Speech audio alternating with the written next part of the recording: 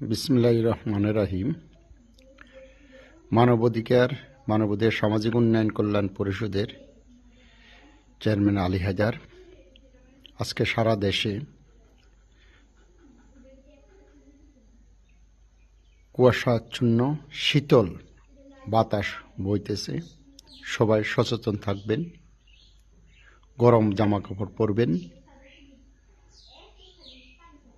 দেশের আজকে আমরা পরিস্থিতি মোকাবিলা করতে হলে সবাই মিলেমিশে কাজ করতে হবে। আজকে রাজনৈতিক সহিংসতার কারণে দেশের মারামারি হানাহানি বিরাজমান। এই রাজনৈতিক সহিংসতা প্রতিহত করতে হলে জনগণকে ঐক্যবদ্ধ হতে হবে। আজকে রাজনৈতিক একজন নেতার, দুইজন নেতা, 10 জন, 20 জন, 50 জন নেতার কাছে আমরা মাথা নত করে আছি। এটাকে প্রতিহত করার জন্য আমরা সবাই ঐক্যবদ্ধ হই।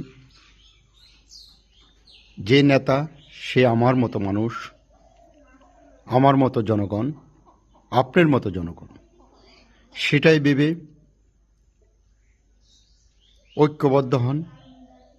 যে সহিংসতা করতে চাবে বা করতেছে তাকে প্রতিহত করুন। দেশের গণতন্ত্রের অধিকার, আপনি যে একজন নাগরিক, আপনার অধিকার যে হরণ করবে তাকে আপনারা ঐক্যবদ্ধভাবে প্রতিহত করবেন। আজকে কিছু রাজনৈতিক দলগুলোর মধ্যে চাঁদাবাজি করতেছে।